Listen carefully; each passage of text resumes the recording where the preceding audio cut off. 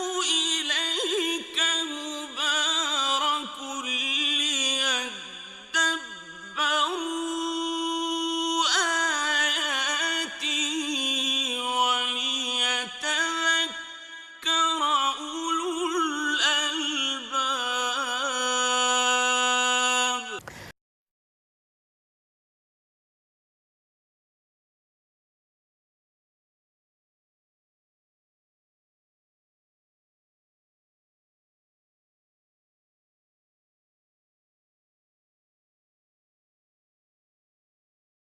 كتاب أنزلناه إليك مبارك ليدبروا آياته وليتذكر أولو الألباب. الحمد لله رب العالمين والصلاة والسلام على سيد الأنبياء والمرسلين اما بعد فأعوذ بالله من الشیطان الرجیم بسم اللہ الرحمن الرحیم۔ سورۃ الاحزاب چل رہی تھی اور اس کی 53ویں آیت کی تفسیر بیان ہو رہی تھی، اور اس میں جو ابتدائی آیت تھی اس کا ہم نے آپ کو شان نزول یا پس منظر بتایا تھا کہ بی بی زینب رضی اللہ تعالی عنہا سے جب نبی کریم صلی اللہ علیہ وسلم نے عقد فرمایا اور ان کے کھانے کا اہتمام کیا شادی کے موقع پر، تو کچھ لوگ آ کر وہاں بیٹھ گئے اور پھر وہ مسلسل باتیں کرتے رہے اور نہ گئے، جس کی وجہ سے نبی کریم صلی اللہ علیہ وسلم کو اذیت ہوئی۔ تو اللہ تبارک و تعالیٰ نے پھر یہ حکم نازل فرمایا کہ اس طریقے سے گھر میں نہ بیٹھو، ایک بات تو یہ کہ بغیر بلائے تم وہاں پر نہ جاؤ، اور جب کھا چکو تو وہاں سے فوراً نکل جاؤ، کیونکہ یہ آگے آیات میں یہ چیز آ رہی ہے۔ تو یہاں پر آپ کی خدمت میں یہ مسئلہ بیان کر رہے تھے کہ اگر کوئی شخص ہمیں دعوت میں نہیں بلاتا تو بغیر اس کی دعوت کے بلائے اور بغیر میزبان سے اجازت لیے اگر ہم اندر داخل ہو جائیں گے، کھائیں گے پئیں گے، تو یہ بالکل ایسا ہے کہ نبی کریم نے ارشاد فرمایا جیسے کوئی چور ہو کے گھسا اور ڈاکو بن کے نکلا۔ تو یہ شرعاً جائز نہیں ہے، اس طرح کھانا کھانا جا کر یہ گناہ میں شمار ہو جائے گا۔ ہاں اگر بالفرض آپ کسی مقام پہ آپ کو دعوت نہیں ہے، آپ جاتے ہیں، مثال کے طور پہ ایک دوست ہے وہ شادی میں جا رہا ہے، اس نے آپ کو آفر کر دی چلو یار آپ بھی میرے ساتھ چل لو، تو یقینی سی بات ہے کہ دوست کو تو مثلا اس کو آفر ہے، لیکن آپ کو تو کسی نے پیشکش نہیں کی تھی، آپ کو دعوت نہیں دی گئی تھی، لہذا آپ کے لیے شرعاً جائز نہیں ہے کہ اس میں داخل ہوں۔ اور دوست کی کون سا وہ تقریب ہے کہ وہ آپ کو لے جائے، اس سے تو حق اور اختیار حاصل نہیں ہے۔ ایسی صورت میں اگر آپ جانا ہی چاہیں تو پھر میزبان سے پوچھ لیجئے، یعنی دوست پوچھ لے فون کر کے مثلا کہ بھئی میرے دوست ساتھ ہیں، کیا ان کو لے آؤں؟ اگر وہ کہتے ہیں کہ ہاں لے آئیے کوئی بات نہیں، شادی میں ایک آدمی زیادہ ہو جائے گا تو کیا ہوا، تو پھر آپ کے لیے بالکل حلال ہے۔ لیکن بغیر اجازت کسی کے دعوت میں گھسنا، کھانا پینا، یہ شرعاً گناہ ہوتا ہے۔ اس لیے اپنے بچوں کو بھی اس سے روکنا چاہیے کہ اگر کسی کی شادی بیاہ میں بچے گھس جاتے ہیں جیسے تقریبوں میں، کہ چھوٹے بچے ہوتے ہیں کوئی منع بھی نہیں کرتا، وہ حصے لے لیتے ہیں، کھانا پینا کر لیتے ہیں، اور اسی طرح بڑے بھی جو باقاعدہ اس طرح پلاننگ کر کے شادی ہالوں میں جا کر اور روزانہ نت نئی ڈشیں کھا کے سوچتے ہیں کہ دیکھا آپ نے کتنا اچھا کھانے کا اہتمام کر لیا ہے اور انتظام کر لیا ہے کہ کوئی نہ خرچہ اور بہترین قسم کے کھانے، تو یہ بہترین قسم کے کھانے آپ کو دنیا میں مل رہے ہیں لیکن آخرت میں ان پہ گرفت ہوگی اور سوال بھی پوچھا جائے گا اگر اللہ ناراض ہوا تو، اس لیے طریقہ ترک کرنا چاہیے۔ چنانچہ اللہ تعالیٰ نے دیکھیں اس آیت میں پھر میں عرض کرتا ہوں، شروع میں ارشاد فرمایا کہ یا ایھا الذین آمنوا، اے ایمان والو، لا تدخلوا، تم نہ داخل ہو، بیوت النبی، نبی کے گھروں میں، الا مگر ان یؤذن لکم، کہ جب اجازت دے دی جائے تمہیں، الی طعام، مثلا تم کھانے کے لیے تم جاؤ، غیر ناظرین اناہ، نہ یوں کہ خود اس کے پکنے کا راستہ دیکھو کہ یہ پک جائے تو پھر ہم، تو جب نبی اجازت دیں تو ضرور جاؤ لیکن بغیر بلائے مت جاؤ۔ ولیکن اذا دعیتم، ہاں کہتے ہیں لیکن جب بلائے جاؤ تو حاضر ہو جاؤ، اذا دعیتم، جب تمہیں دعوت دی جائے، فادخلوا، تو تم داخل ہو جاؤ، لیکن اس میں اصول کیا ہے کہ فاذا طعمتم، پھر جب تم کھانا کھا چکو، فانتشروا، تو تم فوراً وہاں سے متفرق ہو جاؤ، ولا مستأنسین لحدیث، اور نہ یہ کہ وہاں پر باتیں کرنے کے لیے، دل بہلانے کے لیے وہاں پر تم باتیں کرنے لگ جاؤ، بیٹھ جاؤ۔ تو خلاصہ کلام کیا ہوا؟ خلاصہ کلام یہی ہوا کہ جب آپ کو بلایا جائے تو آپ جا سکتے ہیں، لیکن کھانے کے بعد بلا ضرورت اس انداز سے نہ بیٹھیں کہ میزبان کو اذیت اور تکلیف ہو۔ چنانچہ جیسے ہم بعض اوقات ہوتا ہے کسی گھر میں گئے عشاء کے ٹائم میں، اب کھانا وغیرہ کھایا، 11:30 12 بج گئے، اب ان بیچاروں نے سونا ہے، اگلے دن ڈیوٹی پہ جانا ہے، لیکن بعض مہمان بالکل بے فکر ہوتے ہیں کیونکہ ان کو کام نہیں ہوتا۔ اب یہ میزبان کی قلبی کیفیات اور جذبات پر واقف ہوئے بغیر اور اسے نظر انداز کرتے ہوئے وہاں پہ ٹک کے بیٹھے ہوئے، ہنسی مذاق، وہ چائے تو پلا دو دوبارہ، بھئی یہ کافی تو بنا دو، اور وہ بیٹھے رہتے ہیں اور اس طرح پھر 1:30 بجے 2 بجے نکل رہے ہیں۔ اس کا نتیجہ نکلتا ہے کہ میزبان کی انتہائی دل آزاری ہوتی ہے، اور اس قسم کے مہمان کے نکلنے کے بعد عموماً مشاہدے میں یہی بات آئی ہے کہ گھر والے کہتے ہیں اللہ تیرا شکر ہے کہ مصیبت ٹلی۔ حالانکہ مہمان اللہ تعالیٰ کی بہت بڑی رحمت ہوتی ہے۔ حضرت عمر فاروق رضی اللہ تعالیٰ عنہ کے پاس جب مہمان آتے تھے تو آپ اس کی تعظیم کے لیے کھڑے ہو جاتے تھے اور فرمایا کرتے تھے کہ میں اس لیے کھڑا ہو جاتا ہوں کہ نبی کریم صلی اللہ علیہ وسلم کا فرمان ہے کہ جب گھر میں مہمان آتا ہے تو فرشتے بھی اس کی تعظیم کے لیے کھڑے ہو جاتے ہیں، تو میں اس لیے تعظیم کرتا ہوں۔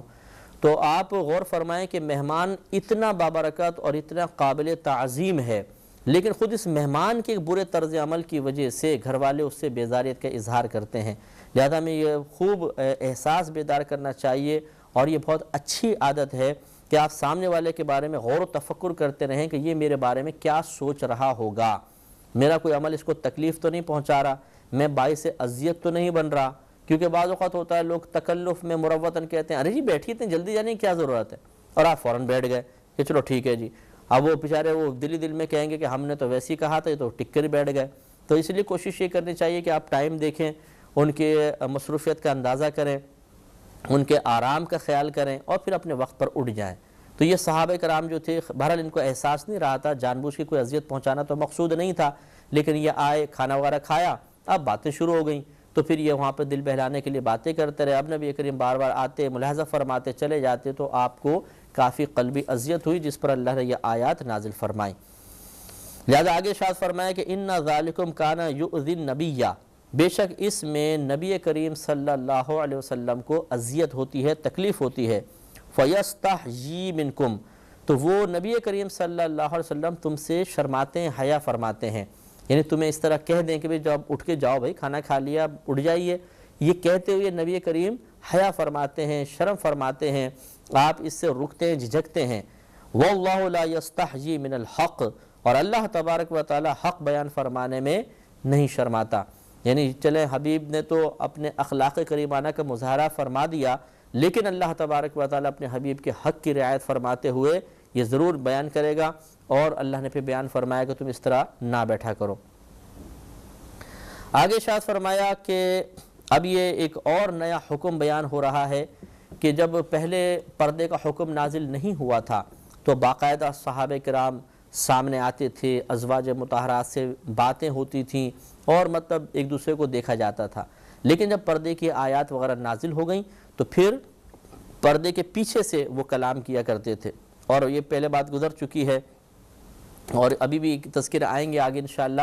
کہ ازواج مطہرات کے لیے حکم تھا کہ بہت نرمی کے ساتھ گفتگو نہ کریں، ایسی بھی سختی نہ کریں کہ دل آزاری ہو جائے، کوئی ڈر کے بھاگ جائے، لیکن بہت زیادہ نرمی کے ساتھ گفتگو نہ کریں کہ ایسا نہ ہو کہ دل ان کی طرف مائل ہو، اور پردے میں رہ کر بہرحال ان کے لیے گفتگو کرنا شرعاً جائز قرار دیا گیا۔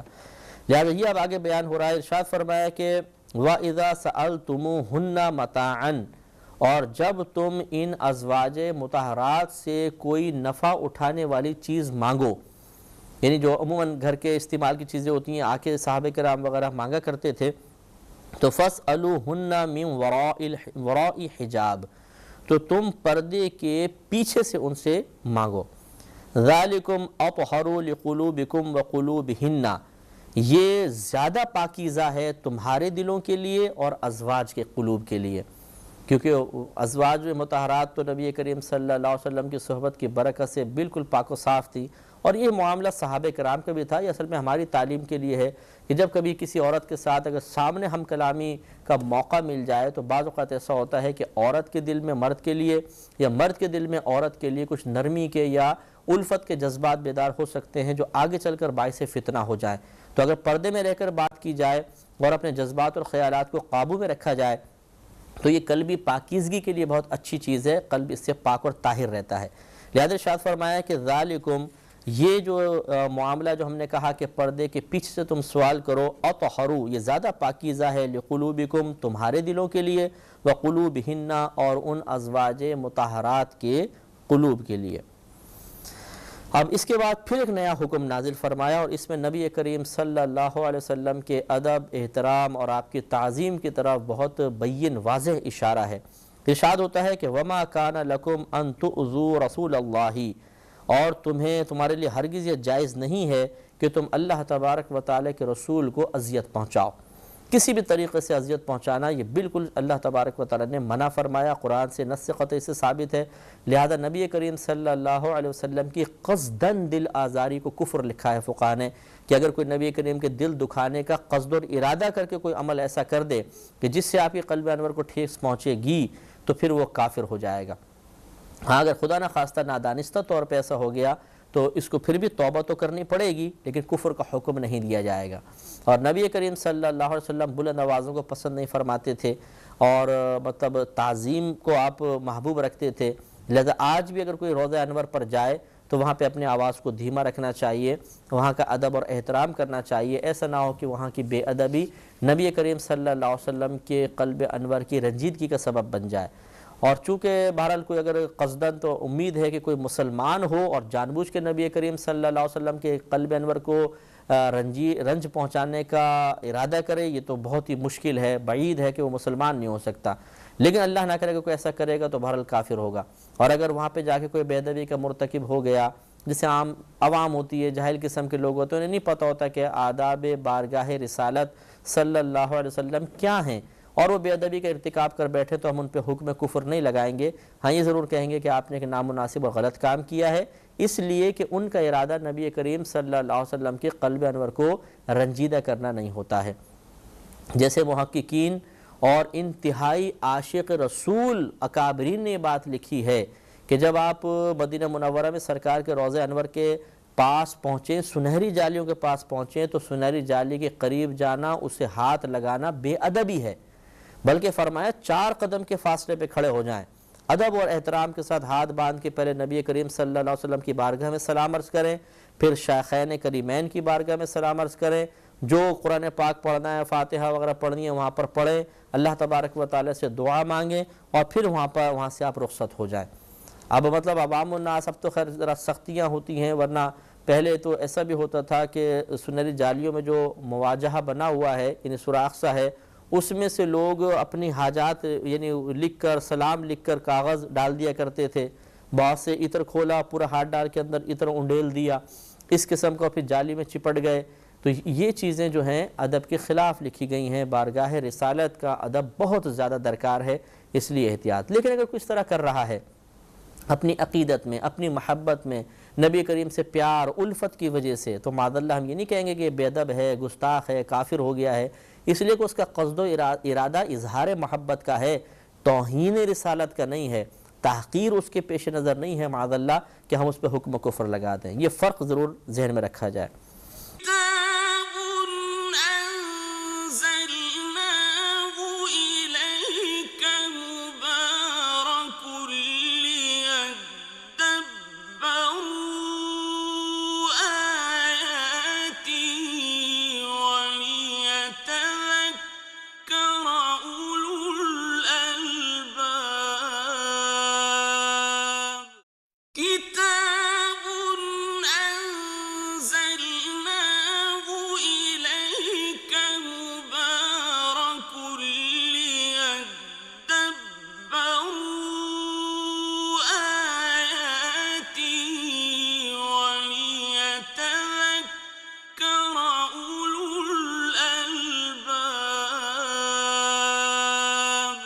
اور آگے ارشاد فرمایا کہ وَلَا أَن تَنْكِحُوا أَزْوَاجَهُ مِن بَعْدِهِ أَبَدًا،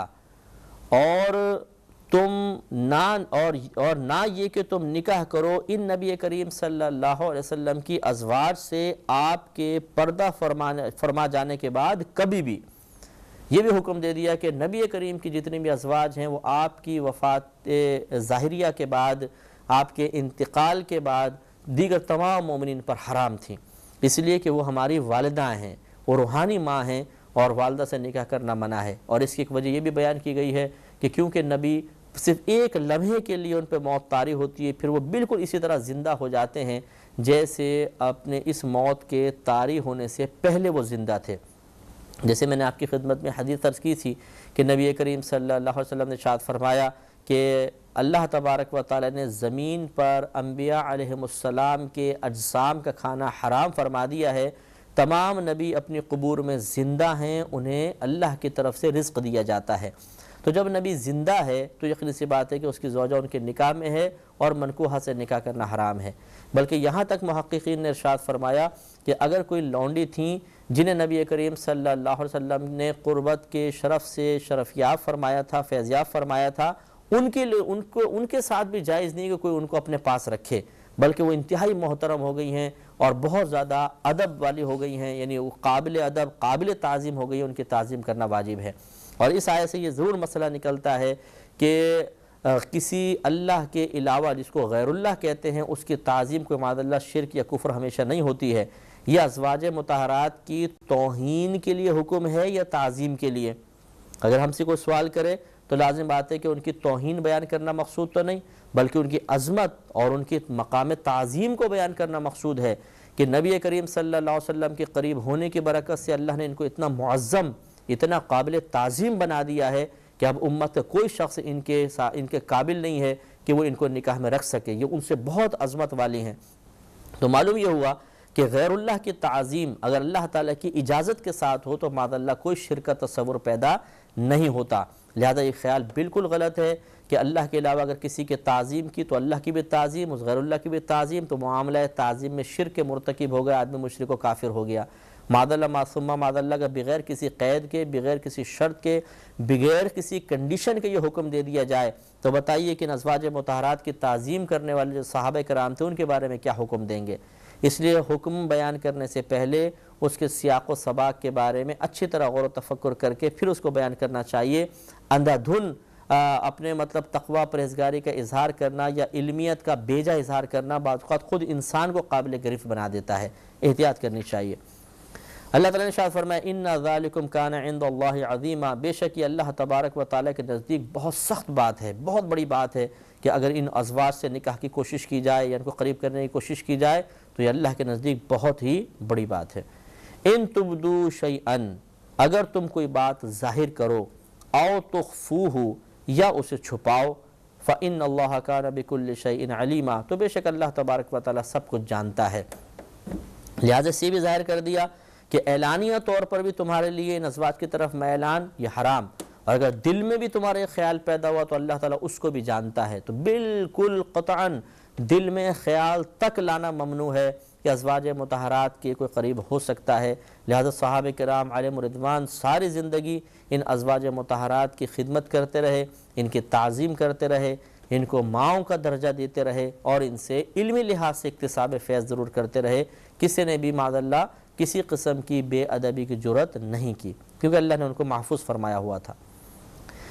پیچھے اللہ تعالیٰ نے پردے کا حکم نازل فرمایا کہ جب تم ان ازواج مطہرات سے گفتگو کرو تو پردے میں رہ کر کرو تاکہ تمہارا دل بھی پاکیزہ رہے اور ان کا قلب انور بھی پاکیزہ رہے۔ لیکن یہ چونکہ نامحرم کا حکم تھا، اب محارم کا حکم بیان فرما دیا کہ یہ تو نامحرم کے ساتھ پردے کا مسئلہ تھا، اگر کوئی محارم ہو تو پھر اس میں کوئی حرج نہیں۔ لہذا آگے ارشاد ہوتا ہے کہ لا جناح علیہن، اور نہیں ہے کوئی حرج ان ازواج مطہرات پر، فی آبائہن، ان کے والدوں کے بارے میں، کہ اگر اپنے والدین سے، والد سے یہ ازواج مطہرات بلا پردے کی گفتگو کریں کوئی حرج نہیں کیونکہ محرم ہے۔ ولا ابنائہن، اور نہ بیٹوں کے سلسلے میں، ولا اخوانہن، اور نہ بھائیوں، ولا ابنائی اخوانہن،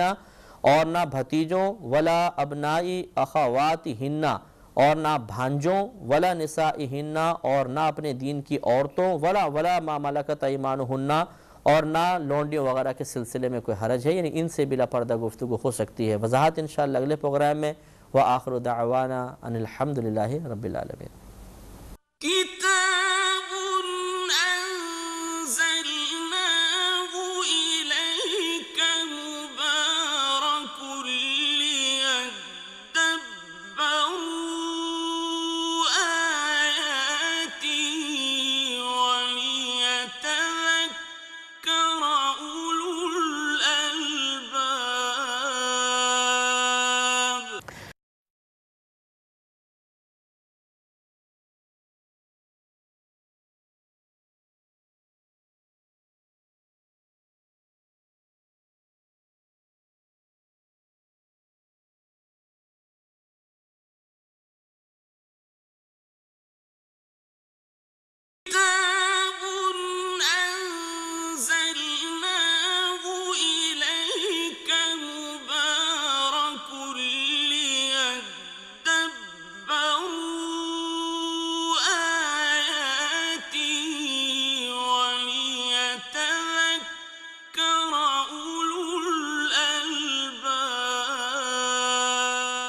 الحمدللہ رب العالمین والصلاة والسلام علی سید الانبیاء والمرسلین اما بعد فاعوذ باللہ من الشیطان الرجیم بسم اللہ الرحمن الرحیم۔ الحمدللہ سورۃ الاحزاب کی تقریباً 55 آیات کی تفسیر مکمل ہو چکی تھی۔ آج 56ویں آیت سے انشاءاللہ اپنی تفسیر کا آغاز کیا جائے گا۔ اللہ تبارک و تعالی نے اس میں نبی کریم صلی اللہ علیہ وسلم کی شان مبارکہ کے اظہار کے لیے ارشاد فرمایا، ان اللہ و ملائکتہ یصلون علی النبی، کہ بے شک اللہ تبارک و تعالی اور اس کے فرشتے درود بھیجتے ہیں ان نبی کریم صلی اللہ علیہ وسلم پر۔ یا ایہا الذین آمنوا، اے ایمان والو، صلو علیہ وسلموا تسلیما، تم ان پر درود پڑھو یا درود بھیجو اور خوب سلامتی کی دعا کرو۔ تو اس میں اللہ تبارک و تعالی نے درود پاک کی فضیلت بھی بیان فرمائی اور نبی کریم صلی اللہ علیہ وسلم کی عظمت شان کی طرف اشارہ بھی فرمایا کہ بے شک اللہ تعالیٰ اور اس کے فرشتے ان نبی پر درود بھیجتے ہیں، اور پھر ہمیں بھی حکم دیا کہ ہم درود بھی بھیجیں اور نبی کریم صلی اللہ علیہ وسلم کی سلامتی کی دعا مانگیں۔ سب سے پہلے یاد رکھیے اس آیت کریمہ کی کافی تفسیر ہے، اس میں کافی تفصیل ہے جس کا جاننا ایک مسلمان کے لیے بہت ہی بہتر اور ضروری بھی ہے۔ پہلی بات یہ کہ درود پاک بھیجنا کیا ہوتا ہے، اللہ کا درود پاک بھیجنا کیا ہے، فرشتوں کا درود بھیجنا کیا ہے، انسانوں کا کیا ہے، اور بے جان اشیاء کا نبی کریم پر درود پڑھنا یا بھیجنا کیا ہے۔ تو یاد رکھیں کہ جب درود کی نسبت اللہ تبارک و تعالی کی جانب کی جائے اور یوں کہا جائے کہ اللہ تبارک و تعالی اپنے حبیب کریم صلی اللہ علیہ وسلم پر درود بھیجتا ہے، تو اس کا مطلب ہوتا ہے رحمت نازل فرمانا۔ اور جب درود کی نسبت فرشتوں کی طرف کی جائے کہ فرشتے نبی کریم صلی اللہ علیہ وسلم پر درود بھیجتے ہیں، تو اس کا مطلب ہوتا ہے مغفرت کی دعا کرنا۔ اور جب ہم انسانوں کی طرف یا جنات کی طرف درود پاک کی نسبت کی جاتی ہے، تو اس کا مطلب ہوتا ہے نبی کریم صلی اللہ علیہ وسلم کے لیے رحمت کی دعا کرنا۔ اور جب بے جان اشیاء کی طرف یا درختوں کی طرف، چرندوں پرندوں کی طرف درود کی نسبت کریں گے تو اس کا معنی ہوگا تسبیح و تحلیل۔ تسبیح کا مطلب سبحان اللہ کہنا، تحلیل کا مطلب لا الہ الا اللہ کہنا۔ یعنی جب ہم یہ کہیں گے کہ یہ پرندے اور بے جان چیزیں درود بھیجتے ہیں تو اس کا مطلب ہے تسبیح و تحلیل کہ یہ ذکر الہی میں مشغول ہوتے ہیں۔ تو اب اس تفسیر کی روشنی میں جو اکابرین اسلام نے لکھی ہے، اس آیت کریمہ کا مضمون و مفہوم یہ بن جائے گا کہ بے شک اللہ تبارک و تعالی اپنے حبیب کریم صلی اللہ علیہ وسلم پر رحمتیں نازل فرماتا ہے اور فرشتے ان کے لیے طلب مغفرت کرتے ہیں۔ اے ایمان والو، تم ان نبی کریم صلی اللہ علیہ وسلم کے لیے رحمت اور سلامتی کی خوب دعائیں مانگو۔ اب یہاں بس ایک سوال پیدا ہوتا ہے، دو وضاحتیں ہیں ضروری ہیں۔ ایک تو یہ کہ کیا یہ کہنا درست ہوگا کہ اللہ تبارک و تعالی اپنے حبیب کریم صلی اللہ علیہ وسلم پر درود پڑھتا ہے، اور کیا یہ جو ہم نے تشریح کی کہ فرشتے نبی کریم صلی اللہ علیہ وسلم کے لیے مغفرت کی دعا کرتے ہیں یا ہم رحمت کی دعا کرتے ہیں، تو کیا ہمارے نبی کریم صلی اللہ علیہ وسلم مغفور نہیں ہیں، مغفرت شدہ نہیں ہیں کہ ان کے لیے مغفرت کی دعا کی جائے، یا ان کے دامن رحمت میں کیا رحمتوں کی کمی ہے کہ ہم ان کے لیے رحمت کی دعا کر رہے ہیں کہ اللہ تعالیٰ ان پر مزید رحمت نازل فرما؟ تو ان دونوں کا جواب میں آپ کی خدمت میں عرض کرتا ہوں، بہت ہی توجہ طلب ہے۔ پہلے ہم یہ لیتے ہیں اللہ تبارک و تعالیٰ کی طرف درود کی نسبت کرتے ہوئے یہ کہنا کہ اللہ تعالیٰ درود پڑھتا ہے، تو یاد رکھیے کہ اللہ تعالیٰ پڑھنے سے پاک و صاف ہے، کیونکہ جب آپ پڑھنے کا تصور لے کر آئیں گے تو ضرور زبان کا تصور بھی آئے گا، اور اللہ تبارک و تعالیٰ درود اس طرح نہیں پڑھتا جیسے ہم لوگ پڑھ رہے ہوتے ہیں تسبیح لے کے صلی اللہ علیہ وسلم صلی اللہ علیہ وسلم یا اللہم صلی علی محمد اللہم صلی علی محمد معاذ اللہ۔ اللہ تعالیٰ اس طرح نہیں پڑھ رہا، بلکہ اللہ تعالیٰ کی طرف درود کی نسبت کرنے کا مطلب ہے رحمت نازل فرمانا۔ یہ اللہ تعالیٰ اپنے حبیب پر رحمت نازل فرماتا ہے، انعامات نازل فرماتا ہے، وہ اس طرح نہیں پڑھتا جیسے ہم لوگ پڑھ رہے ہیں۔ لہٰذا لفظ پڑھنا اللہ کے لیے استعمال کرنا ہی نہیں چاہیے، پہلی بات تو یہ ہے۔ اور یہی کہنا چاہیے جب بھی آپ کہیں تو یوں کہیں کہ اللہ تبارک و تعالیٰ اپنے حبیب کریم صلی اللہ علیہ وسلم پر درود بھیجتا ہے، پڑھنے کا لفظ نہیں کہیں گے۔ دوسرا انتہائی محتاط مسئلہ یہ ہے کہ بعض خطباء حضرات یا بعض عام قسم کے جو لوگ ہوتے ہیں جن کو اتنا علم نہیں ہوتا، وہ جوش خطابت میں، جوش تقریر میں یوں کہتے نظر آتے ہیں کہ دیکھو اللہ تبارک و تعالیٰ نماز نہیں پڑھتا، روزہ نہیں رکھتا، زکوٰۃ نہیں دیتا، حج نہیں کرتا، لیکن درود ایک ایسی عبادت ہے جو اللہ بھی کر رہا ہے۔ معاذ اللہ، وہ لوگ نعرے لگا دیتے ہیں، نعرہ تکبیر، نعرہ رسالت۔ حالانکہ اللہ تبارک و تعالیٰ کی طرف کسی بھی عبادت کی نسبت کرنا، یہ اگر معنی سمجھ کر ہو تو یہ کفر ہے، اور اگر معنی نہیں جانتا تو کم از کم گناہ تو ضرور ہے۔ وجہ اس کی یہ ہے کہ عبادت اس عمل کو کہتے ہیں جو کسی کی، جو اس بات کو ظاہر کرتا ہے کہ میرا کرنے والا کسی کا اطاعت گزار ہے، کسی کی بندگی اور غلامی کر رہا ہے، کسی کے حکم کو پورا کر رہا ہے، یہ شخص کسی کے سامنے ذلت اور عاجزی اور انکساری کا مظاہرہ کر رہا ہے۔ مثال کے طور پہ نماز ایک عبادت ہے۔ جب ہم تکبیر کہتے ہیں، اللہ اکبر، ہاتھ باندھتے ہیں، ادب سے سر جھکا لیتے ہیں، تو ہمارا یہ ہاتھ باندھنا، ہمارا سر جھکانا اور دیگر افعال ادا کرنا کہ رکوع میں جانا اور پھر سجدے میں اپنے چہرے کا اشرف ترین حصہ رکھ دینا، یہ سب اعمال پکار پکار کے ہی کہہ رہے ہوتے ہیں کہ یہ بندہ کسی کا حکم مان رہا ہے، کسی کی اطاعت کر رہا ہے، کسی کی بندگی کر رہا ہے، کسی کی غلامی کر رہا ہے۔ کوئی ایک ذات ایسی ہے جو اس پر حاکم ہے، یہ اس کا محکوم ہے، اور یہ عبادت کے ذریعے یا اس عمل کے ذریعے اس کو راضی کرنے کی کوشش کر رہا ہے، اور اس کی بارگاہ میں عاجزی، انکساری اور ذلت کا اظہار کر رہا ہے۔ تو یہ ہے عبادت کا تصور۔ لہٰذا اس عبادت کے تصور کے ساتھ آپ غور و تفکر کریں کہ کیا لفظ عبادت اللہ کے لیے استعمال کرنا درست ہوگا؟ معاذ اللہ ثم معاذ اللہ یوں ہو جائے گا کہ اگر ہم یہ کہیں کہ اللہ تعالیٰ بھی عبادت کر رہا ہے تو ثم معاذ اللہ مفہوم یہ بن جائے گا کہ اللہ تبارک و تعالیٰ نے ایک ایسے عمل کو اختیار کر لیا کہ جو عمل یہ ظاہر کر رہا ہے کہ اللہ تعالیٰ کسی کا محکوم ہے، اللہ کسی کا حکم مان رہا ہے، اللہ تعالیٰ کسی کی اطاعت کر رہا ہے۔ کوئی ایک ذات اور ہے جو اللہ سے بھی طاقتور ہے اور اللہ پر حاکم ہے، اور اللہ تعالیٰ اس کا محکوم ہے، اور وہ عاجزی انکساری والا بھی کہ کسی کے سامنے وہ عاجزی انکساری کا مظاہرہ کر رہا ہے۔ حالانکہ یہ مفہومات اللہ تبارک و تعالیٰ کے لیے ثابت ہونا محال ہے۔ اس لیے یہ نسبت کرنا کہ اللہ تعالیٰ عبادت کر رہا ہے، یاد رکھیے کہ یہ اگر یقیناً اس عبادت کے مفہوم کو سمجھ کر قصداً کہا جاتا تو کفر بھی ہوتا، لیکن کم از کم گناہ تو ہے، کیونکہ جہالت بارگاہ الہی میں یا مذہب اسلام میں عذر نہیں ہے۔ لہذا اس قسم کے جتنے بھائی بہنیں ہیں اور وہ خطباء جنہوں نے جوشی خطابت میں اس کو بیان کیا، بغیر برا مانے توبہ کی طرف مائل ہو جائیں تو بہت ہی بہتر ہے۔ اور اگر کبھی بھی آپ نے کسی مجمع میں اس قسم کی کوئی شرح یا تشریح بیان کرنے کی غلطی کر لی ہو تو واجب ہے کہ اعلانیہ طور پر اس پہ توبہ کریں اور سب کو بار بار یہ بتائیں کہ یہ غلط مسئلہ نکل گیا تھا اور اس کی ہمیں اصلاح کرنی چاہیے۔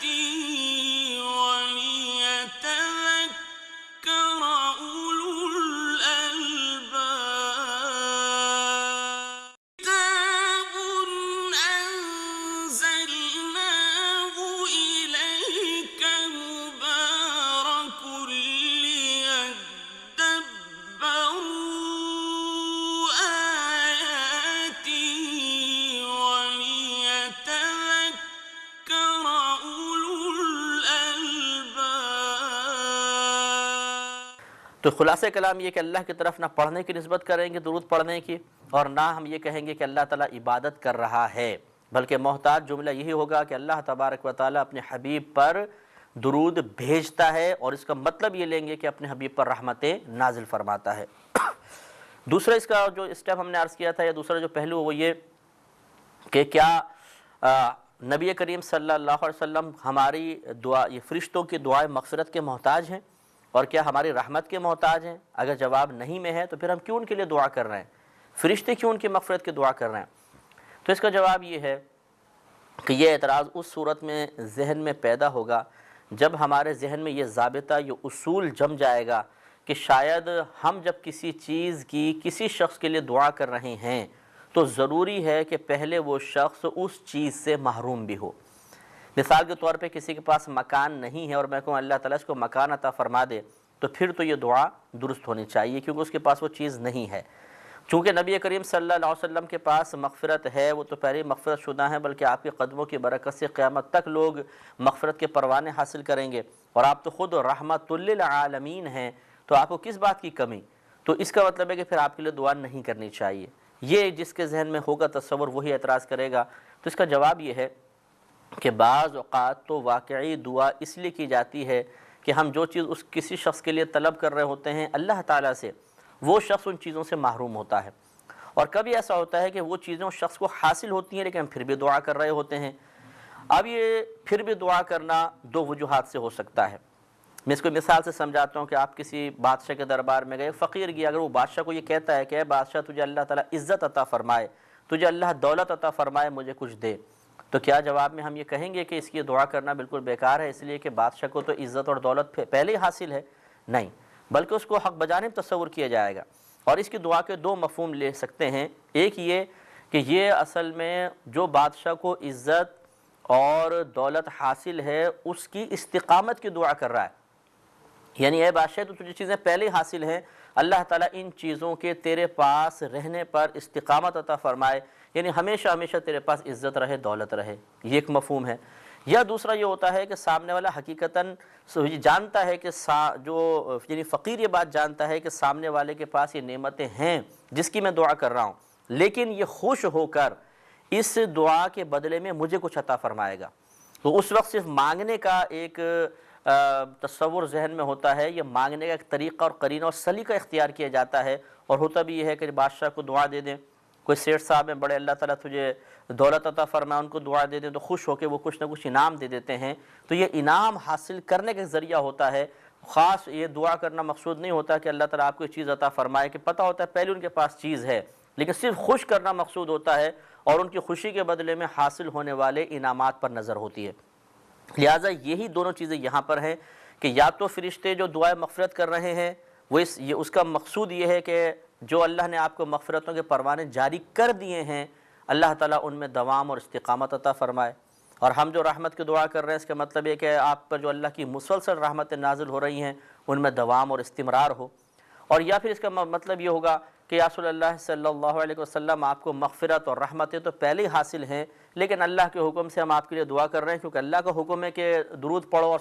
خوب سلام بھیجو، تو ہم آپ کے لیے درود بھی پڑھ رہے ہیں، سلامتی کی دعا بھی کر رہے ہیں، لیکن اصل مقصود یہ ہے کہ اس کے بدلے میں اللہ تعالیٰ ہمیں عطا فرمائے۔ آپ کو ان کی حاجت نہیں ہے، آپ تو مغفرت شدہ ہیں، آپ رحمت للعالمین ہیں، لیکن اس دعا سے خوش ہو کہ اللہ ہمیں عطا فرمائے گا، اور ایسے ہی ہوتا ہے، اور اصل مقصود یہی ہوتا ہے کہ ہمارے نبی کریم کو مغفرت کی حاجت نہیں ہے، وہ تو مغفرت شدہ ہیں، یعنی دعا کی حاجت نہیں ہے مغفرت کی، وہ پہلے ہی مغفرت شدہ ہیں، ان کے خزانوں میں رحمت کی کوئی کمی نہیں کہ ہمارے دعا سے ان کو رحمتوں کا نزول زیادہ ہو جائے گا،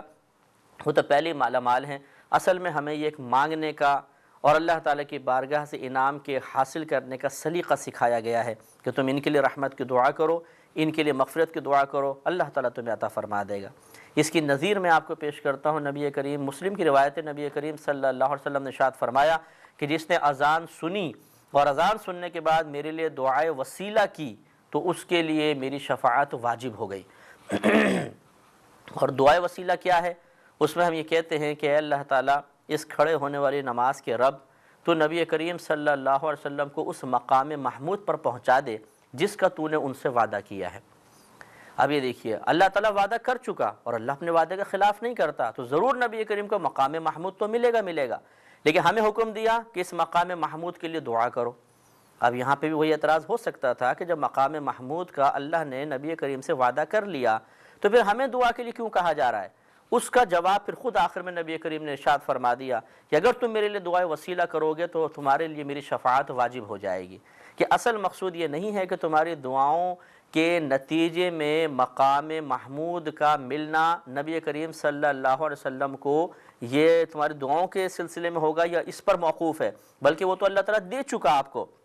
وہ تو اس کا فیصلہ ہو چکا، اور میدان محشر میں ضرور نبی کریم مقام محمود پر فائز ہوں گے، لیکن جب تم اس کے لیے دعا کرو گے تو اللہ تبارک و تعالیٰ خوش ہوگا اور تمہیں شفاعت کا تحفہ اور انعام دے دیا جائے گا۔ لہذا اس پوری تفصیل سے بات واضح ہو گئی کہ نبی کریم صلی اللہ علیہ وسلم کے لیے جب ہم رحمت کی دعا کرتے ہیں یا فرشتے جب مغفرت کی دعا کرتے ہیں تو ہمارے نبی کریم اس کے محتاج نہیں ہیں، بلکہ یہ ہم پر اللہ کے پھر انعامات رحمتیں، برکتیں نازل ہوتی ہیں، فرشتوں کے درجات کی بلندی کا سامان ہوتا ہے، لہٰذا یہ اصل میں ہمیں انعام حاصل کرنے کا ایک ذریعہ اور وسیلہ عطا کیا گیا ہے۔ اس میں چونکہ اللہ تعالیٰ نے امر فرمایا کہ صلو علیہ وسلم و تسلیما، کہ نبی پر درود بھیجو اور خوب سلام بھیجو، یعنی رحمت کی دعا کرو اور سلامتی کی دعا کرو۔ اس لیے فقہا نے فرمایا اس آیت کے تحت کم از کم زندگی میں ایک بار درود پاک پڑھنا ہر عاقل بالغ مسلمان مرد و عورت پر فرض ہے، ایک بار۔ اور پھر اگر ہم کسی محفل میں بیٹھے ہوں اور اس میں درود پاک سنیں تو پہلی مرتبہ یعنی سرکار نبی کریم صلی اللہ علیہ وسلم کا نام اقدس سنیں یا ذکر رسول سنیں تو کم از کم پہلی بار درود پاک پڑھنا واجب ہے، اور اس کے بعد جتنی بار سنتے رہیں درود پاک پڑھنا افضل و مستحب ہے۔ تو غرض ہے کہ زندگی میں ایک بار پڑھنا فرض، اور کسی محفل یا مجلس میں بیٹھے ہوں اس میں ذکر انور صلی اللہ علیہ وسلم ہو رہا ہو تو پہلی مرتبہ درود پاک پڑھنا واجب، اور اس کے بعد جتنی مرتبہ سنتے رہیں درود پاک پڑھنا مستحب اور افضل ہوتا ہے۔ یعنی پھر بعد میں گناہگار تو نہیں ہوں گے ترک کرنے پر، لیکن اگر بالکل ہی نہیں پڑھا تو گناہگار ہوں گے۔ یہ بھی یاد رکھیے کہ بعض جگہ مقامات ایسے ہوں گے کہ جہاں درود پڑھنا منع ہے۔ مثال کے طور پہ آپ نماز پڑھ رہے ہیں، اس میں اگر کسی نے مثلا نام اقدس آپ نے سنا، کوئی نعت پڑھ رہا تھا، یا آپ نے نماز شروع کر دی، کہیں اذان ہو رہی تھی اور اس میں نبی کریم صلی اللہ علیہ وسلم کا نام اقدس آپ نے سنا، تو پھر ہم درود پاک نہیں پڑھیں گے نماز میں۔ اسی طرح قرآن پاک کی تلاوت کر رہے ہیں تب درود پاک پڑھنا منع ہوتا ہے، کہ تلاوت آپ کرتے رہیے، بیچ میں نہ رکیں۔ اسی طرح جب امام خطبہ پڑھ رہا ہو تو دوران خطبہ اگر نبی کریم کا نام اقدس سنیں تو درود شریف پڑھنا منع ہوتا ہے، کیونکہ سکوت درکار ہوتا ہے۔ باقی اور اوقات میں کوئی منع نہیں ہے، آپ طواف کرتے ہوئے پڑھ سکتے ہیں، بے وضو پڑھ سکتے ہیں، باوضو پڑھنا افضل اور اولیٰ ہوتا ہے لیکن بے وضو بھی پڑھ سکتے ہیں، اور حتیٰ کہ اگر کوئی حالت جنابت میں ہے یا کوئی بہن مخصوص ایام میں ہے تو کلی کرنے کے بعد درود پاک پڑھنا بلا کراہت جائز ہوتا ہے۔ اس میں کوئی شریعت نے کنڈیشن نہیں لگائی کہ پاک ہونا شرط ہے یا مطلب باوضو ہونا شرط ہے، شرط کے اعتبار سے نہیں ہے۔ ہاں افضل اور اولیٰ صورتحال یہ ہے کہ اگر اس کا اہتمام کیا جائے ادب کا، اور اس درود پاک پڑھنے کے لیے خصوصاً آپ انتظام و اہتمام کریں تو زیادہ رحمتوں کے نزول کی امید ہے۔ مثال کے طور پر روزانہ عادت بنا لینا کہ ہم رات کو سونے سے پہلے 100 مرتبہ درود پاک پڑھیں گے، اس کے لیے تازہ وضو کیا، صاف ستھرے کپڑے پہن لیے، عطر وغیرہ لگایا، اور مدینہ منورہ کی طرف رخ کر کے آنکھیں بند کر کے انتہائی ادب اور احترام کے ساتھ درود شریف پڑھا، تو یہ نور علی نور ہے۔ شیخ عبدالحق محدث دہلوی رحمۃ اللہ علیہ فرماتے ہیں کہ جب تم درود پڑھو تو اسی طرح کرو کہ تازہ وضو کر لو، صاف ستھرے کپڑے پہنو، عطر وغیرہ لگاؤ، اور مدینہ منورہ کی طرف رخ کر کے آنکھیں بند کر کے پڑھو، اور یوں تصور کرو کہ نبی کریم صلی اللہ علیہ وسلم میرے سامنے تشریف فرما ہیں۔ تو فرماتے ہیں پھر جو رحمتوں کو نزول ہوگا وہ بندے کی قدرت اختیار میں نہیں کہ ان کا شمار کر سکیں۔ اس پہ کلام جاری رہے گا اگلے پروگرام میں۔ وآخر دعوانا ان الحمد للہ رب العالمین۔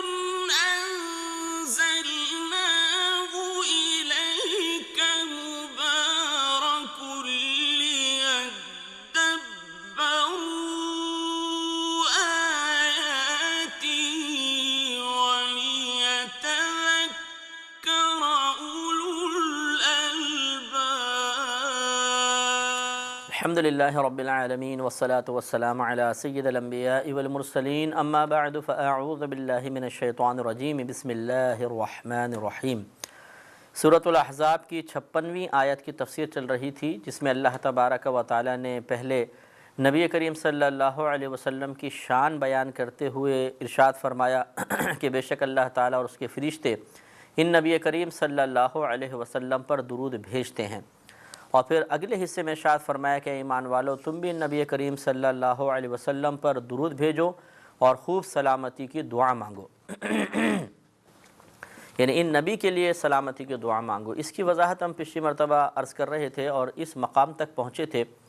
کہ درود پاک پڑھنا ہمارے لیے بہت ہی بڑی سعادت کی بات ہے، اور حتی الامکان اہتمام کر کے درود پاک پڑھا جائے تو بہت ہی افضل اور اولیٰ ہوتا ہے،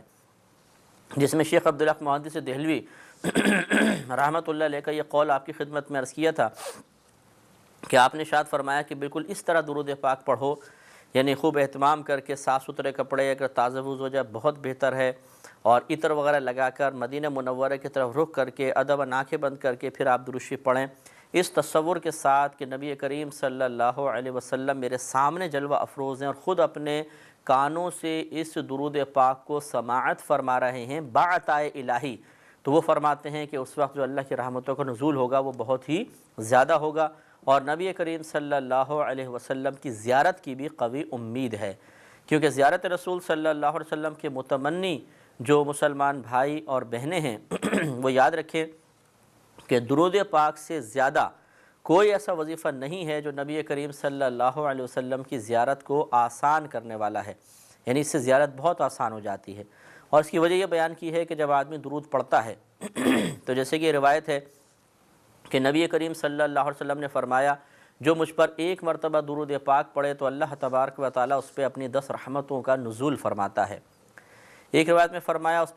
اس کے 10 گناہ معاف ہوتے ہیں، اسے 10 نیکیاں ملتی ہیں اور اس کے 10 درجات بلند ہوتے ہیں، اور ایک روایت کے مطابق اسے 10 غلام آزاد کرنے کا ثواب ملتا ہے۔ ان سب کو آپ ملا لیجئے تو ایک درود پاک پر 10 گناہ معاف ہو رہے ہیں، 10 درجے بلند ہو رہے ہیں، 10 رحمتوں کا نزول ہو رہا ہے، 10 یہ گناہوں کا کفارہ بن رہا ہے اور 10 غلام آزاد کرنے کا ثواب مل رہا ہے۔ تو اس طریقے سے آہستہ آہستہ انسان گناہوں سے پاک و صاف ہوتا ہے، نیکیوں میں زیادتی ہوتی ہے، اللہ کی بارگاہ میں درجات بلند ہوتے ہیں، تو ہماری روح پاکیزہ ہونا شروع ہو جاتی ہے، اور اتنی صاف ستھری اور پاکیزہ ہو جاتی ہے کہ پھر براہ راست نبی کریم صلی اللہ علیہ وسلم کی روح انور سے فیض حاصل کرنے کی اس میں صلاحیت بیدار ہو جاتی ہے اور زیارت آسان ہو جاتی ہے۔ جتنا یاد رکھیں کہ باطنی لحاظ سے کثافت اور گندگی زیادہ ہوگی اتنا ہی زیارت رسول کے درمیان پردے حائل ہوتے چلے جائیں گے، اور جتنی اندر پاکیزگی زیادہ ہوگی، روحانی اور قلبی پاکیزگی میں اضافہ ہوگا، گندگی کم سے کم ہوتی چلی جائے گی، اتنا ہی زیادہ نبی کریم سے ہمارا ربط بڑھے گا اور فیض نبوت زیادہ سے زیادہ ہم پر جاری ہوگا، اور ہماری روح میں نبی کریم صلی اللہ علیہ وسلم کی زیارت کو برداشت کرنے کی سکت اور ہمت پیدا ہو جائے گی، اور بہت ہی الحمدللہ اس کے فوائد آگے سامنے ظاہر ہوں گے۔ لہٰذا زیادہ نہیں تو کم از کم روزانہ 100 مرتبہ درود پاک تو پڑھ ہی لینا چاہیے، اور اہتمام سے پڑھیں تو بہت ہی اچھا ہے کہ نبی کریم صلی اللہ علیہ وسلم کا یہ فرمان ہے کہ جس نے روزانہ مجھ پر 100 مرتبہ درود پاک پڑھا تو کل بروز قیامت اس 100 مرتبہ درود پاک پڑھنے کے بدلے میں اس کی شفاعت فرماؤں گا۔ تو شفاعت رسول صلی اللہ علیہ وسلم کا وعدہ ہے، لہٰذا ہمیں چاہیے کہ 100 مرتبہ درود پاک پڑھ لیا کریں۔ اب آخر میں ایک یہ سوال بیدار ہوتا ہے کہ کون سا درود پڑھیں؟ تو بعض نے کہا کہ صرف درود ابراہیمی پڑھیں، اس کے علاوہ کوئی نہیں پڑھیں۔ ان کے پیش نظر یہ تھا کہ کسی نے نبی کریم صلی اللہ علیہ وسلم سے پوچھا، اور یہ سیاہ ستہ کی روایت ہے کہ سب سے افضل درود کون سا ہے؟ تو نبی کریم صلی اللہ علیہ وسلم نے فرمایا درود ابراہیمی، جو ہم نماز میں پڑھتے ہیں۔ تو بعض نے کہا کہ دیکھیں نبی کریم نے درود ابراہیمی کو افضل قرار دیا، لہٰذا یہی درود پاک پڑھنا چاہیے، اس کے علاوہ کچھ اور نہیں پڑھنا چاہیے۔ یہ استدلال غلط ہے۔ اس حدیث سے اتنا تو ثابت ہوا کہ نبی کریم صلی اللہ علیہ وسلم پر اگر درود ابراہیمی پڑھیں گے تو سب سے یہ افضل ترین درود پاک ہے، لیکن اس سے یہ کہاں ثابت ہو گیا کہ درود ابراہیمی ہی پڑھنا چاہیے، دوسرا پڑھنا منع ہو گیا؟ کسی چیز کی فضیلت کا بیان دوسری چیزوں کے انکار کو شامل نہیں ہوتا۔ اگر ایک استاد ایک کلاس میں ایک بچے کی تعریف کر رہا ہو تو اس کا مطلب ہرگز یہ نہیں ہے کہ دوسرے بچوں کے کمالات کا انکار کر رہا ہے۔ تو اس لیے یہ یاد رکھیں کہ درود ابراہیمی پڑھنا بہت افضل ہے، لیکن آپ کوئی سا بھی درود پڑھ سکتے ہیں، جس میں درود ہو وہ آپ پڑھ سکتے ہیں، اور چاہے وہ صلی اللہ علیہ وسلم ہو یہ بھی پڑھ سکتے ہیں، ضروری نہیں ہے کہ وہ نبی کریم صلی اللہ علیہ وسلم سے منقول ہی ہو۔ اسی لیے اکابرین اسلام نے سینکڑوں صیغے وضع کیے، مختلف انداز سے مختلف الفاظ سے نبی کریم صلی اللہ علیہ وسلم پر درود بھیجا گیا ہے، ان سب کو آپ استعمال کر سکتے ہیں۔ درود تاج ہے، درود لکھی ہے، درود تنجینا ہے، ایسے بہت سارے درود ہیں، تو آپ ان کو بالکل استعمال کر سکتے ہیں، اس میں شرعاً کوئی حرج نہیں ہے۔ اور بس یہ ضرور سمجھ لیں کہ نہ درود ابراہیمی پڑھنا ہم پہ واجب ہے، نہ دوسرے درود پڑھنا واجب ہے، ٹھیک ہے، پڑھیں تو ٹھیک ثواب ہے، نہ پڑھیں تو کوئی گناہ بھی نہیں ہے۔ لیکن یہ اصرار کرنا کہ صرف درود ابراہیمی پڑھا جائے گا، اس کے علاوہ نہیں، یہ بیجا اصرار ہے، یہ مناسب نہیں ہے۔ بلکہ اگر آپ تھوڑا سا غور کریں کہ اگر کوئی شخص صرف درود پڑھتا رہے اور مطلب درود ابراہیمی ہی پڑھتا رہے، تو کبھی بھی اس آیت کے اگلے حصے پر عمل نہیں کر سکتا، کیونکہ اللہ تبارک و تعالیٰ نے اس اگلے حصے میں مومنین کو دو چیزوں کا حکم دیا ہے، صلو علیہ اور وسلموا تسلیما، درود بھیجو اور خوب سلام بھیجو۔ درود اور سلام دونوں کا حکم ہے، جبکہ درود ابراہیمی میں صرف درود تو ہے، اس میں سلام نہیں ہے۔ لہٰذا معلوم یہ ہوا کہ اگر آپ صرف درود ابراہیمی پڑھتے رہیں اور کوئی صیغہ استعمال نہ کریں تو آپ درود تو پڑھتے رہیں گے، لیکن سلام والے حکم پر کبھی بھی عمل نہیں ہو سکے گا۔ لہٰذا اولا اور افضل یہی ہوا کہ آپ درود ابراہیمی بھی پڑھیں، لیکن کبھی کبھی ضرور ایسا صیغہ استعمال کریں جس میں درود بھی ہو اور سلام بھی ہو، جیسے صلی اللہ علیہ وسلم، درود بھی ہے، سلام بھی ہے۔ اللہم صلی علی محمد وآلہ وبارک وسلم، یہ بھی ٹھیک ہے، درود بھی ہے، اس میں سلام بھی ہے۔ تو اس لیے کوئی صیغہ منع نہیں ہے، آپ جو بھی انتخاب کرنا چاہیں کر سکتے ہیں، چاہے بہت بڑا لے لیں چاہے بہت مختصر سا لے لیں، دونوں بالکل شرعاً جائز ہیں۔ شریعت نے ہمیں کسی ایک صیغے کے استعمال پر مجبور و پابند نہیں کیا ہے۔ یہ بھی یاد رکھیے کہ جب آپ درود پڑھیں تو اکثر اوقات اگر اس طرح پڑھیں کہ آل رسول پر بھی درود پڑھ لیں تو بہت ہی بہتر ہے، یعنی پہلے نبی کریم پر اور پھر آپ کی آل اور اصحاب کا ذکر بھی کر دیں تو بہت ہی اچھی بات ہے۔ بلکہ بعض روایات میں تو اس طرح کے مضامین بھی ملتے ہیں کہ جس نے میری آل پر درود نہ پڑھا اس کا درود مقبول نہیں ہے۔ تو اس لیے یہ توجہ طلب بات ہے کہ نبی کریم صلی اللہ علیہ وسلم کی آل مبارکہ پر بھی درود پڑھنا چاہیے، لیکن براہ راست صرف آل کے لیے درود نہیں ہوگا، بلکہ پہلے نبی کریم پر، اس کے بعد آل رسول پر اور اصحاب رسول پر درود پاک پڑھنا بہت ہی افضل اولا اور باعث بلندی درجات ہوگا۔ اس لیے یہ عادت بنا لیجئے کہ نبی کریم پر بھی درود بھیجیں، آپ کی آل پر بھی درود بھیجیں۔ اور یہ بھی یاد رکھیں کہ جب بھی دعا مانگیں اول آخر درود شریف ضرور پڑھ دینا چاہیے، کیونکہ حضرت عمر فاروق رضی اللہ تعالیٰ عنہ سے منقول ہے کہ جس دعا کے اول اور آخر میں درود پاک نہ ہو وہ زمین و آسمان کے درمیان معلق ہو جاتی ہے، ٹھہر جاتی ہے۔ اس لیے کوشش یہی کرنی چاہیے کہ جب بھی آپ دعا مانگیں تو اول آخر درود شریف پڑھیں، اور آل پر بھی اصحاب پر بھی درود پڑھیں، جیسے اللہم صلی علی سیدنا و مولانا محمد و آلہ و اصحابہ و بارک وسلم۔ تو آل پر بھی ہو گیا، اصحاب پر بھی ہو گیا، اور سب کے لیے برکت کی دعا ہو گئی، یہ بہت ہی اچھا ہوگا۔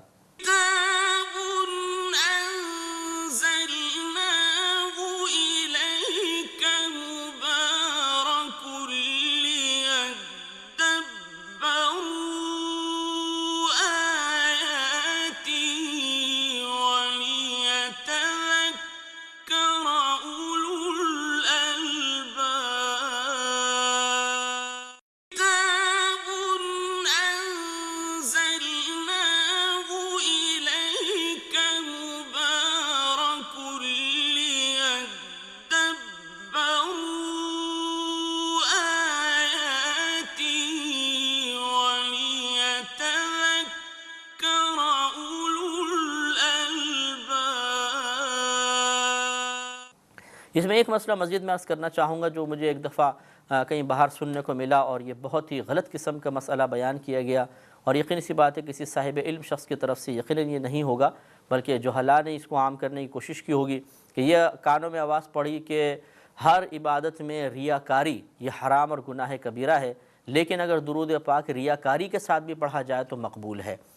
تو یہ بالکل غلط، جس نے بھی مقولہ کہا بالکل غلط کہا ہے، اس لیے کہ ریاکاری ایک گناہ ہے، اور جو ریاکاری کی مذمت پر مشتمل آیات اور احادیث ہیں جس میں ریاکاری کی برائی بیان کی گئی ہے وہ مطلق ہیں، یعنی اس میں کوئی ایسی قید نہیں بیان کی گئی کہ درود پاک کے بارے میں ہم یہ نہیں بیان فرما رہے، باقی تمام عبادات کے بارے میں یہ ریاکاری پر سزا ملے گی۔ تو جب اللہ تعالیٰ اور اس کے رسول کسی چیز کو مقید نہ کریں مطلق رکھیں تو ہم اپنے پاس سے اس کو مقید نہیں کر سکتے، لہٰذا درود پاک بھی معاذاللہ اگر دوسرے کو سنانے کی نیت سے پڑھا جائے گا تو بالکل یہ ایک گستاخی ہوگی اور اس پر بھی سزا مرتب ہوگی۔ جس بھائی نے بھی یہ مقولہ عام کرنے کی کوشش کی اور لوگوں کو گمراہ کیا کہ جی آپ درود پاک ریاکاری کے ساتھ بھی پڑھیں تو کوئی حرج نہیں، وہ قابل گرفت تھے، انہیں توبہ کرنا ضروری ہے۔ ایک اس میں مسئلہ اور نکلتا ہے، اس کی طرف بھی چلیں، چونکہ آیا ہے درود کا معاملہ تو میں نشاندہی عرض کر دیتا ہوں کہ یاد رکھیے کہ اللہ تبارک و تعالی نے اس میں درود اور سلام کا حکم دیا ہے کہ درود پڑھو اور سلام بھیجو۔ یہ نہیں ارشاد فرمایا کہ کون سا صیغہ، کتنی تعداد میں، کس وقت، بے وضو یا باوضو، رات میں، دن میں، مقام بھی نہیں ہے کہ مسجد میں، گھر میں، کوئی جب اللہ تعالیٰ نے کنڈیشن نہیں لگائی تو جب قرآن کا کوئی حکم بغیر کسی کنڈیشن کے ہو تو اسے کہتے ہیں یہ مطلق حکم ہے، مطلق۔ اس کے مقابلے میں مقید آتا ہے، مطلق کہتے ہیں آزاد کو، مقید کہتے ہیں جو پابند ہوتا ہے۔ تو اللہ تعالیٰ نے چونکہ یہ درود اور سلام کے حکم کو کسی بھی چیز کے ساتھ پابند نہیں کیا تو یہ مطلق حکم ہے، اور جب یہ مطلق حکم ہے تو شرعاً ضابطہ یہ ہوتا ہے علماء احناف کے نزدیک کہ المطلق یجری علی اطلاقہ، کہ مطلق اپنے آزادی پر ہی جاری ہوگا، یعنی جو قرآن کا مطلق ہے اسے آزاد ہی رکھنا ہوگا، آپ اپنے پاس سے اسے مقید نہیں کر سکتے۔ مثال کے طور پر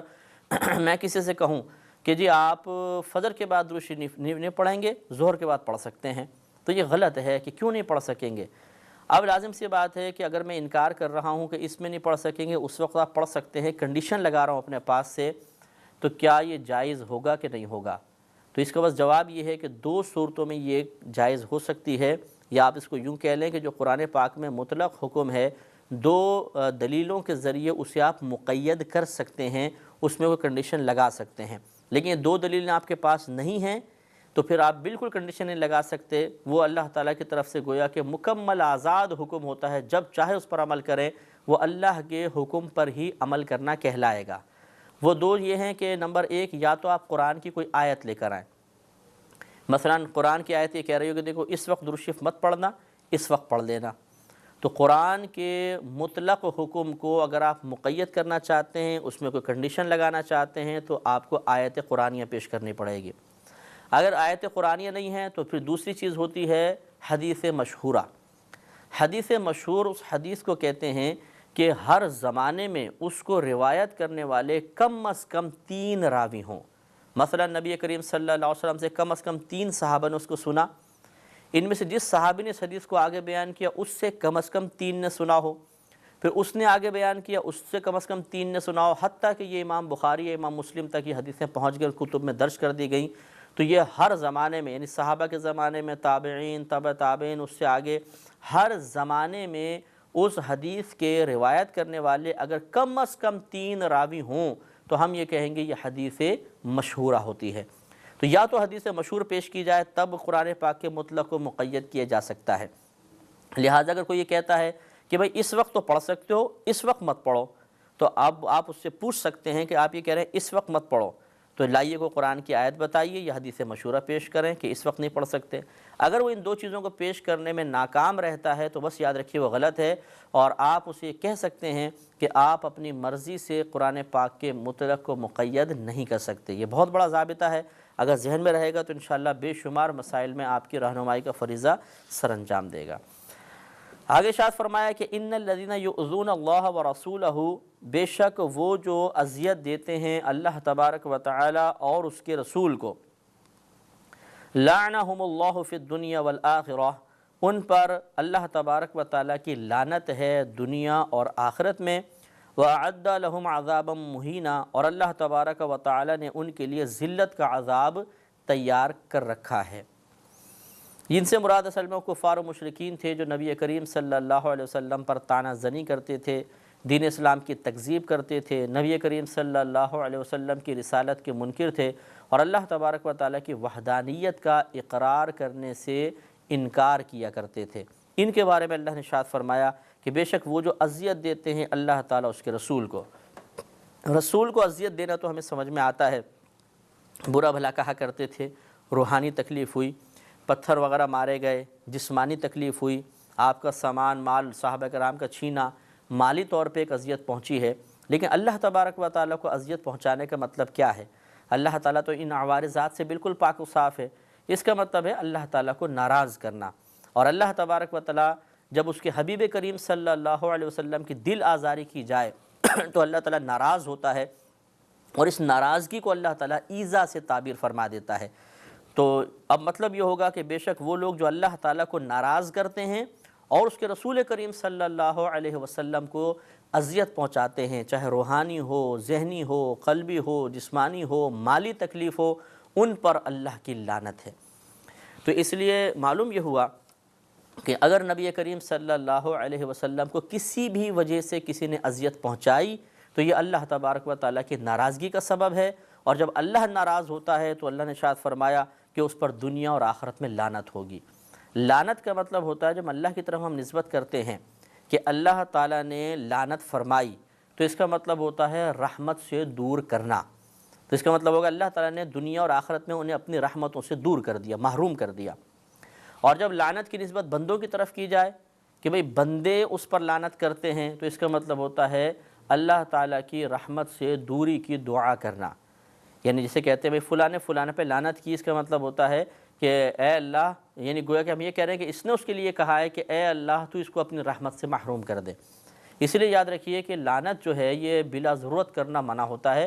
نبی کریم صلی اللہ علیہ وسلم نے ارشاد فرمایا کہ اگر کسی نے کسی پر لعنت کی اور وہ اس لعنت کا اہل نہ ہو، یعنی مستحق نہ ہو، اس کو لعنت نہیں کرنی چاہیے تھی، تو یہ لعنت کرنے والے پر لوٹ آتی ہے۔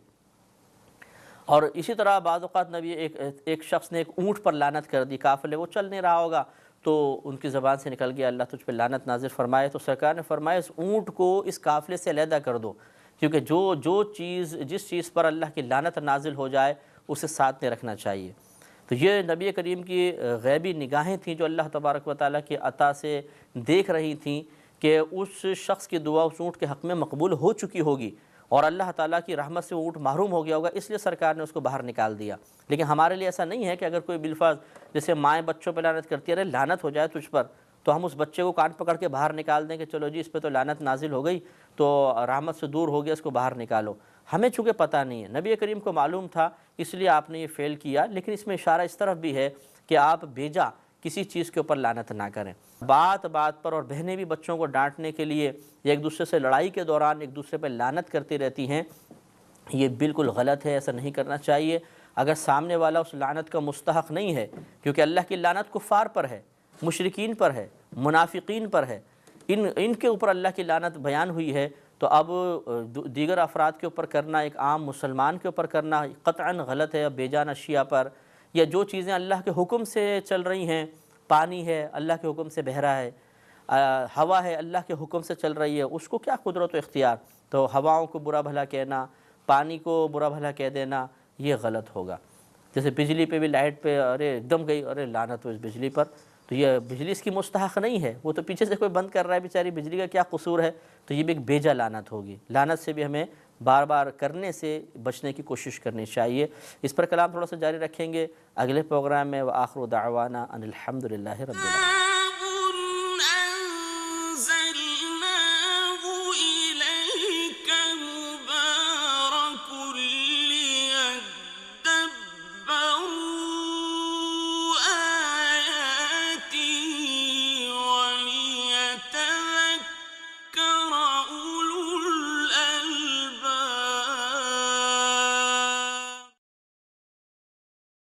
كتاب